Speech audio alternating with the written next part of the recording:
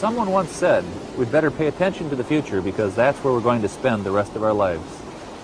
Yet too often those are just words to many people who end up finding themselves fixed almost entirely on the present. Or they dream about the future, but they do nothing about it. And so their dreams seem at best elusive and at worst unattainable. But to believe that about the future is a mistake. Hello, my name is Joel Barker. And we've come here to talk about why positive visions of the future are so important, even essential, to nations and organizations, to corporations and communities, to individuals young and old, to each and every one of us who want to make a difference in the world.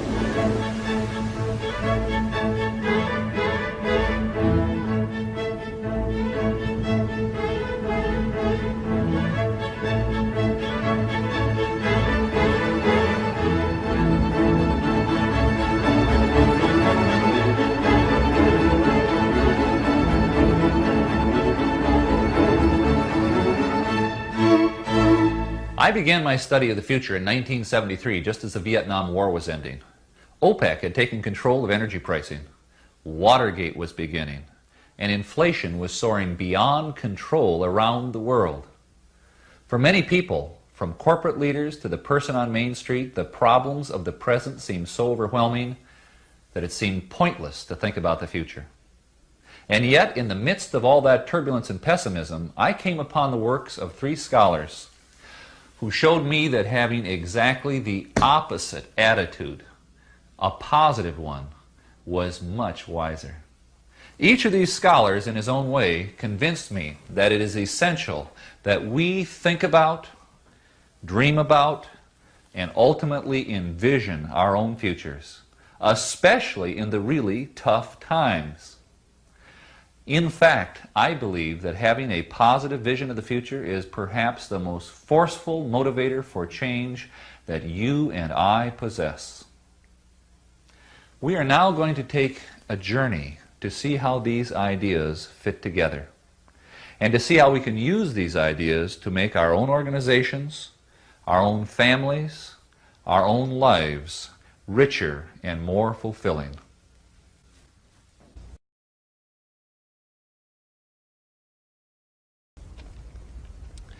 We begin our journey here because of a Dutch scholar, Fred Polak, who wrote a book entitled The Image of the Future. Polak was intensely interested in the relationship between nations and their image of the future. He asked a kind of chicken and egg question. Is a nation's positive image of its future the consequence of the nation's success, or is the nation's success a consequence of its positive image of its future? To find an answer to that question, he read the literature of many nations, both ancient and modern, to see how positively they wrote about their future and how well they lived up to their expectations. What he found is perfectly symbolized here in Athens at the Parthenon. The Parthenon was first a vision in the mind of the architect. So too did the Greeks envision the future of their culture. How did this all happen?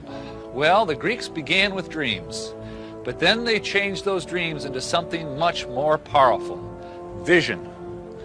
Vision is the result of dreams in action. What Polak found in his research was that significant vision preceded significant success. In example after example, he saw the same pattern emerge. First, a compelling image of the future was offered by leaders. Then that image was shared with their community, and they agreed to support it. Then together, acting in concert, they made the vision a reality. It was true here in Greece 2,500 years ago.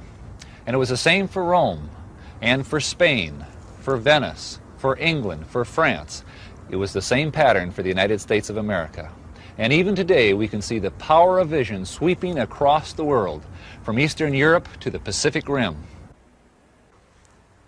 What is particularly interesting to me in Polak's research is the fact that many of the nations, as they began their climb to greatness, did not have the right resources, or the critical population base, or an obvious strategic advantage. In fact, they succeeded against the odds. What they did have was a profound vision of their own future. And that is the key ingredient. Not the only one, but the first and most important.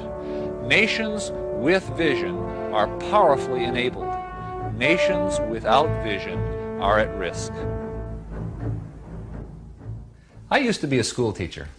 And after I read Fred Polak, I realized that what he was saying for nations was equally true for children. Children are profoundly affected by their vision of the future. From my own experience, I had seen a pattern. My very best students always knew where they were going, what they were going to do with their lives. When I read Benjamin Singer's scholarly work, The Future-Focused Role Image, I found that my observations were strongly reinforced by a lot of research. The research summarized by Singer indicated that low-performance students had almost no sense of their future. Their focus was strictly short-term, and they believed the ability to shape their future was in the hands of fate. They were personally powerless. The research also indicated that successful students had a much greater personal sense of control over their future, and they thought in time horizons of 5 to 10 years out. One thing in particular intrigued me about the research. In identifying the successful students, IQ and family background were not the key indicators of success. Some of the most successful students came from very difficult family and social situations and did not score well on the standard IQ tests. Some of the most unsuccessful students had genius IQs and came from the best of families. So, what was the key differentiator? Vision. What all the successful students shared was a profound and positive vision of their future.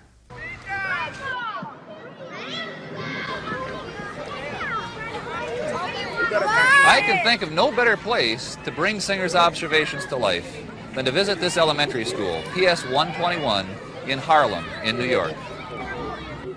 Here in 1981, Eugene Lang came to give the commencement speech.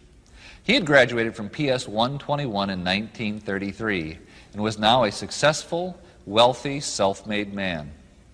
He had a lot of concern over the problems these children faced, and so he was planning to try to instill some hope in them.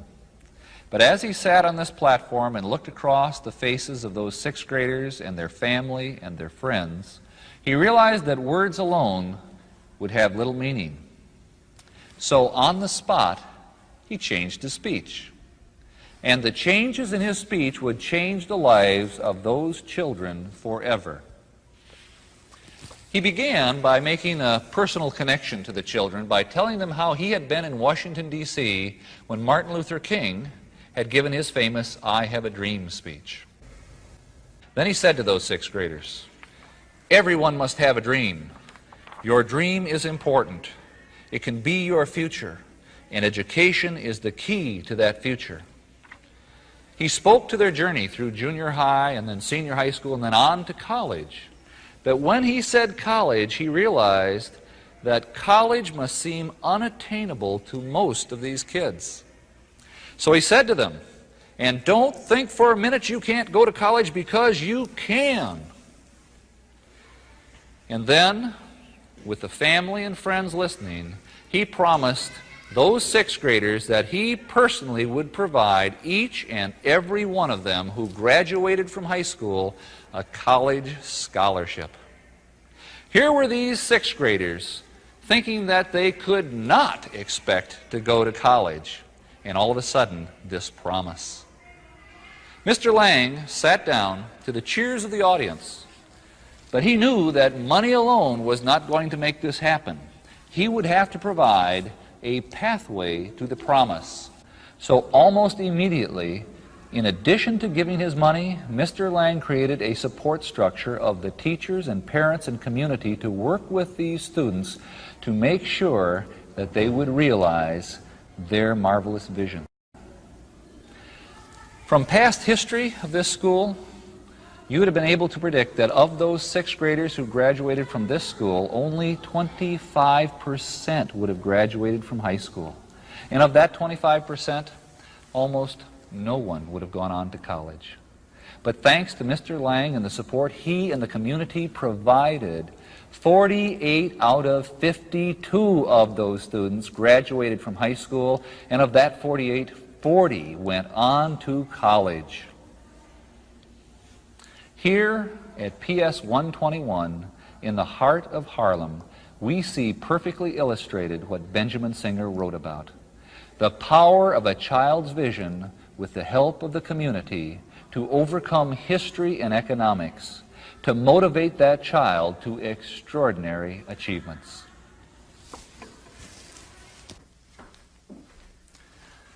So, when we ask our children, what are you going to be when you grow up? We are helping them to think about something that is very important. Never treat their answers as trivial, even if they change their mind every week. We listen to show our children that their dreams of the future are significant, and our interest in their dreams builds their confidence and ability to shape their own future. For nations, for children, we see the same pattern, the same power, the power of vision.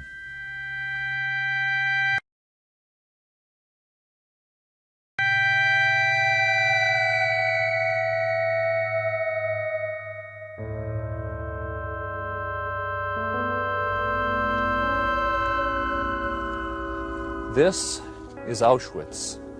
It seems a strange place to come to talk about vision.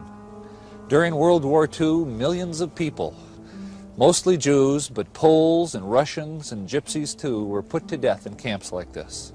The reason we have come here is to examine the importance of vision under the worst possible conditions. It was here that the third scholar who influenced me made his discoveries. His name was Viktor Frankl. He was a psychiatrist in Vienna. He had a good practice, lived the good life. He was Jewish. When World War II broke out, he was rounded up by the Nazis along with thousands of others and brought in freight cars to this hell on earth. When he arrived, Frankl set 3 goals for himself. 1, to survive. 2, to use his medical skills and help where he could. And 3, to try and learn something. Imagine that, to try and learn something amidst the Holocaust. Well, Frankl succeeded in all 3 of his goals. And after the war, he went back to Vienna and wrote his now classic book, Man's Search for Meaning, in which he illuminated what he learned. In his book, Frankl acknowledged that the majority of prisoners were executed soon after they arrived. What Frankl focused on in his writings were those who, like himself, were instead put to work under the most horrible of conditions. Millions died. Yet among those who survived, Viktor Frankl found a common thread, a trait essential to their survival. All of those who made it through had something significant yet to do in their future. Let me repeat that. All of those who made it through had something significant yet to do in their future. And here we see the pattern again, the power of a vision of the future to help overcome seemingly insurmountable odds. Let me illustrate with one of Frankl's stories. 2 men were going to commit suicide. It was a common occurrence here in the camp. Their friends literally saved their lives by reminding them of their future. For the one, it was his child whom he adored and who was waiting for him in a foreign country. For the other, it was a thing, not a person. This man was a scientist and had written a series of books which still needed to be finished. His work could not be done by anyone else. And once they were reminded of their responsibilities to their future, they accepted it and were empowered to continue and survive. It worked for Frankl, too. He writes, "Almost in tears from pain, I kept thinking of the endless little problems of our miserable life. What would there be to eat tonight? If a piece of sausage came as an extra ration, should I exchange it for a piece of bread? Should I trade my last cigarette? which was left from a bonus I received a fortnight ago for a bowl of soup. How could I get a piece of wire to replace the fragment which served as one of my shoelaces? Who could help me to obtain work in camp instead of undertaking this horribly long daily march? I became disgusted with the state of affairs which compelled me daily and hourly to think of only such trivial things. I forced my thoughts to turn to another subject. Suddenly I saw myself standing on the platform of a well-lit, warm and pleasant lecture room. In front of me sat an attentive audience on comfortable upholstered chairs. I was giving a lecture on the psychology of the concentration camp. By this method, I succeeded somehow in rising above the situation, above the suffering of the moment, and he observed them as if they were now of the past. Frankl's message is clear. It is essential for you, for me, to have something significant yet to do, to have a positive vision of our future, because that is what gives meaning to life. Frankl wrote, "It is a peculiarity of man that he can only live by looking to the future. And this is his salvation in even the most difficult moments of his existence."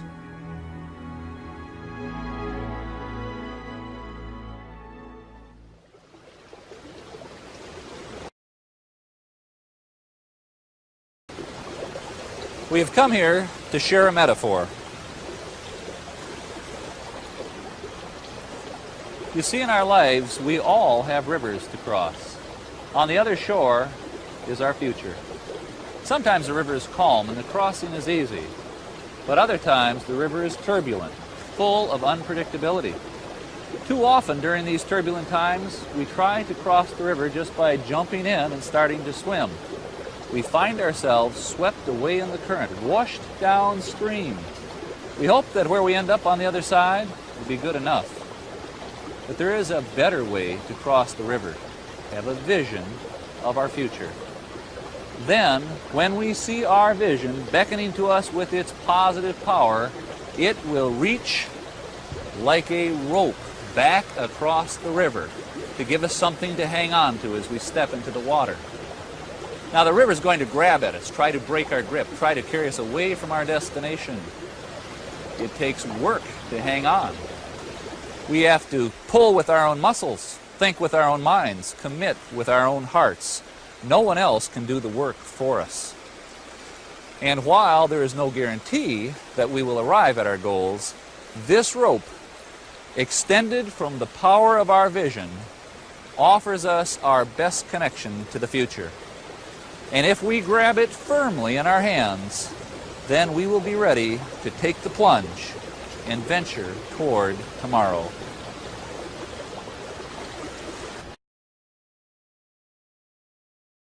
We have looked at nations that have risen from nothing to world shapers.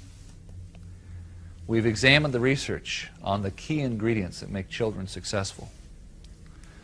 We have visited a place where people were put through the most difficult conditions that human beings could be put through and survived.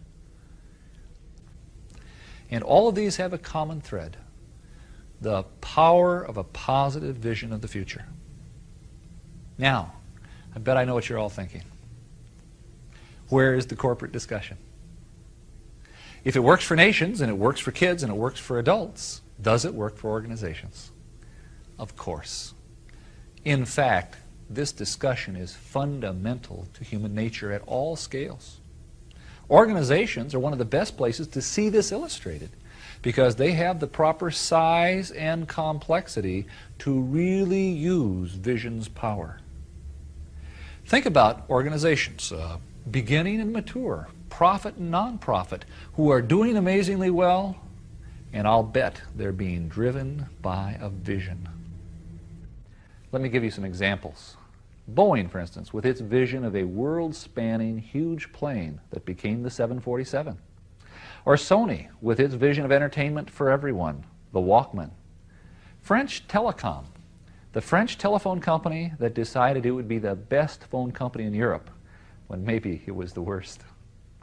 IBM, that bet the corporation on its vision of the 360 series mainframe computer. Milliken and Company with its relentless pursuit of excellence. The Salvation Army, a nonprofit group that's had a 100-year vision to help the poor and the destitute. And Toyota, whose vision is not to be just the best car company in the world, but the biggest. So, question, what makes up great vision? First, let me tell you something that isn't part of the vision. In fact, it's a mistake to have it a part of the vision. Vision is never expressed in just financial numbers. Those numbers are always a consequence of a vision achieved.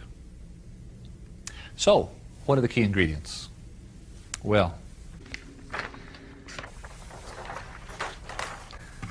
first, visions need to be developed by leaders.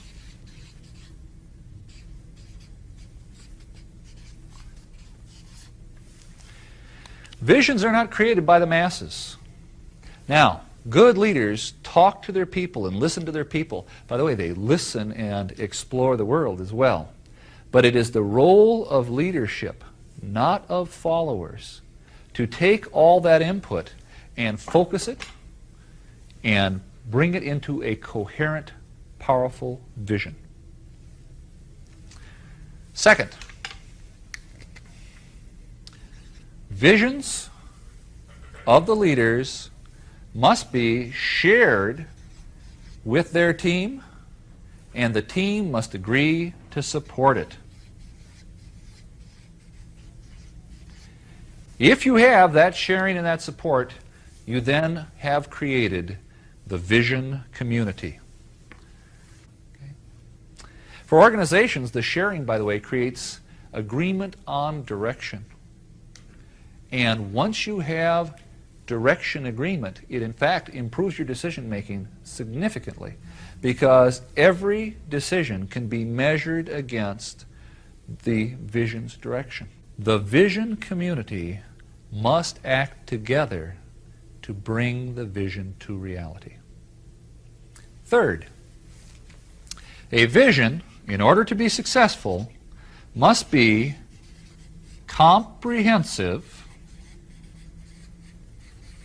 and detailed.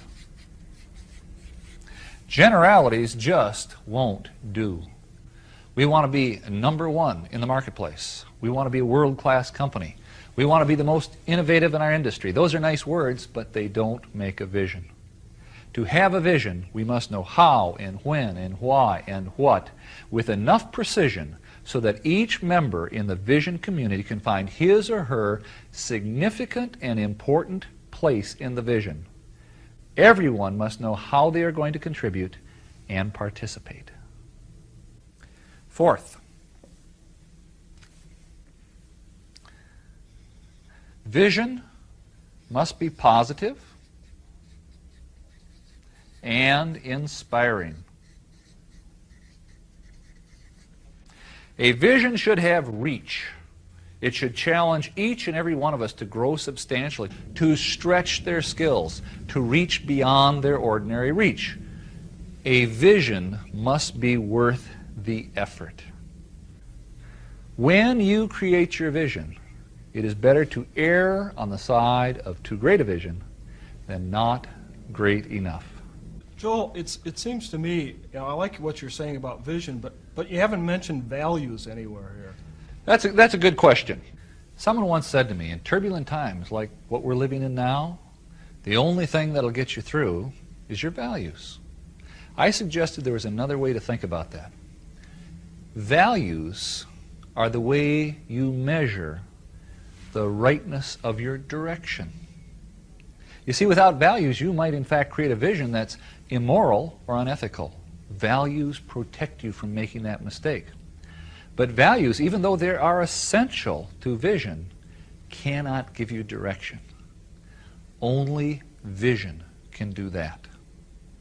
It is the role of vision to determine your destination.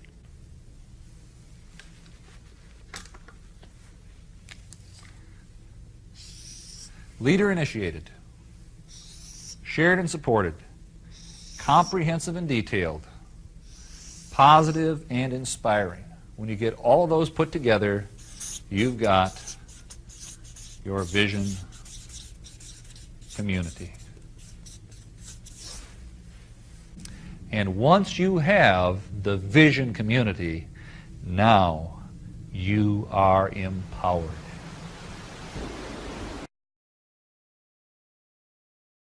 There's a story I'd like to share with you. It was inspired by the writings of Loren Eiseley. Eiseley was a very special person because he combined the best of two cultures. He was a scientist and a poet. And from those two perspectives, he wrote insightfully and beautifully about our world and our role in it.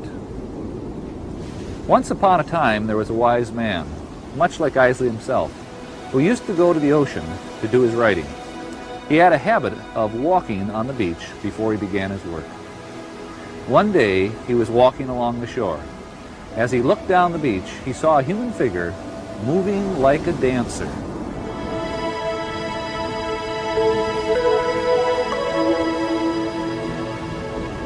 He smiled to himself to think of someone who would dance to the day.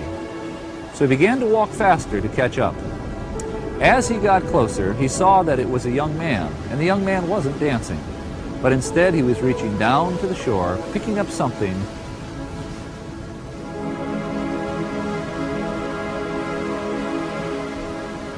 and very gently throwing it into the ocean.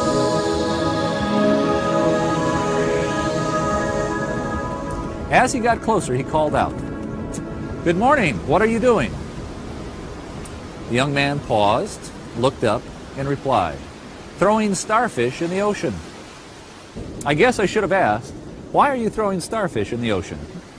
"The sun is up, and the tide is going out, and if I don't throw them in, they'll die." "But young man, don't you realize that there are miles and miles of beach and starfish all along it? You can't possibly make a difference." The young man listened politely, then bent down, picked up another starfish,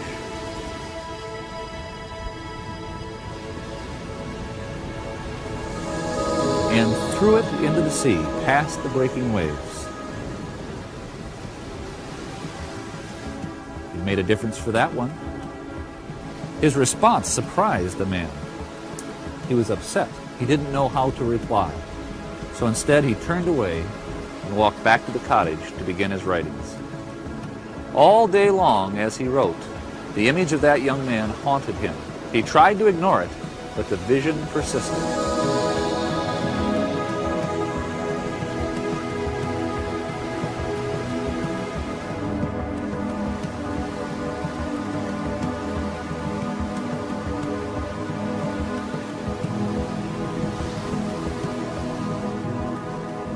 Finally, late in the afternoon, he realized that he, the scientist, he, the poet, had missed the essential nature of the young man's actions. Because he realized that what the young man was doing was choosing not to be an observer in the universe and watch it pass by, but was choosing to be an actor in the universe and make a difference. He was embarrassed. That night he went to bed, troubled. When morning came, he awoke, knowing that he had to do something. So he got up, put on his clothes, went to the beach, and found the young man. And with him he spent the rest of the morning throwing starfish in the ocean. You see, what that young man's actions represents is something that is special in each and every one of us. We have all been gifted with the ability to make a difference. And if we can, like that young man, become aware of that gift, we gain, through the strength of our visions, the power to shape the future. And that is your challenge. And that is my challenge. We must each find our starfish. And if we throw our stars wisely and well, I have no questions that the 21st century is going to be a wonderful place. Remember, vision without action is merely a dream. Action without vision just passes the time. Vision with action can change the world.